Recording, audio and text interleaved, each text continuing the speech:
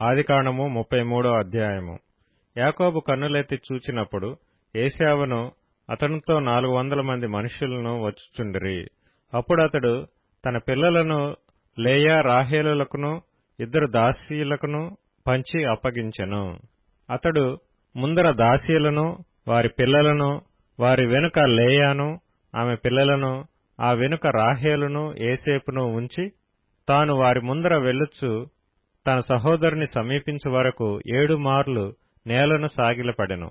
అప్పుడు ఏశావు అతనిని ఎదుర్కొన పరిగెత్తి అతనిని కౌగలించుకుని అతని మెడమీద పడి ముద్దు పెట్టుకొనెను.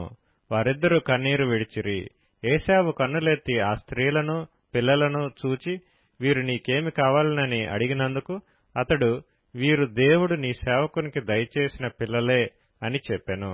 అప్పుడు ఆ దాసీలను వారి పిల్లలను దగ్గరకు వచ్చి సాగిలపడిరి. లేయాయు ఆమె పిల్లలను దగ్గరకు వచ్చి సాగిలపడిరి. ఆ తరువాత ఏసేపును రాహేలును దగ్గరకు వచ్చి సాగిలపడిరి. ఏశావు, నాకు ఎదురుగా వచ్చిన ఆ గుంపంతయు ఎందుకని అడుగగా అతడు, నా ప్రభువు కటాక్షము నా మీద వచ్చుటకే అని చెప్పెను. అప్పుడు ఏశావు, సహోదరుడా, నాకు కావలసినంత ఉన్నది, నీది నీవే ఉంచుకొమ్మని చెప్పెను.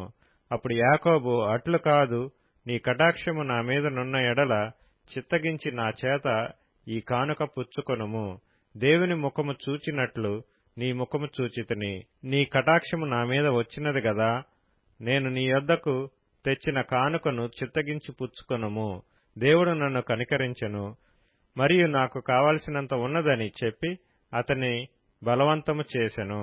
గనుక అతడు దాని పుచ్చుకొని, మనం వెళ్ళుదము, నేను నీకు ముందుగా సాగిపోవుదునని చెప్పగా, అతడు, నా యొద్దనున్న పిల్లలు పసిపిల్లలనియు గొర్రెలు మేకలు పశువులు పాలిచ్చునవి అనియు నా ప్రభువుకు తెలియను. ఒక్క దినమే వాటిని వడిగా తోలిన ఎడల ఈ మంద అంతయు చచ్చును. నా ప్రభువు దయచేసి తన దాసునికి ముందుగా వెళ్లవలెను.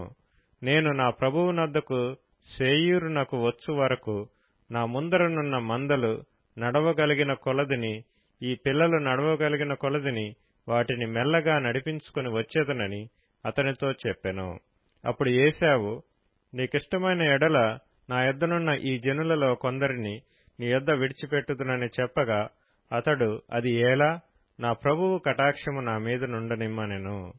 ఆ దినమున ఏశావు తన త్రోవను శేయీరునకు తిరిగిపోయెను. అప్పుడు యాకోబు సుక్కోతుకు ప్రయాణమైపోయి తనకొక ఇల్లు కట్టించుకుని తన పశువులకు పాకలు వేయించెను. అందుచేత ఆ చోటికి సుక్కోతు అని పేరు పెట్టబడెను. అట్లు యాకోబు పద్దనరాములో నుండి వచ్చిన తరువాత కనాను దేశములోనున్న షెకెమను ఊరికి సురక్షితముగా వచ్చి ఆ ఊరి ముందర తన గుడారములు వేసెను. మరియు అతడు తన గుడారములు వేసిన పొలము యొక్క భాగమును షెకెము తండ్రి అయిన హమోరు కుమారుల యొద్ద 100 వరహాలకు కొని అక్కడ ఒక బలిపీఠము కట్టించి దానికి ఏల్ ఎలోహేయి ఇశ్రాయేలు అను పేరు పెట్టెను.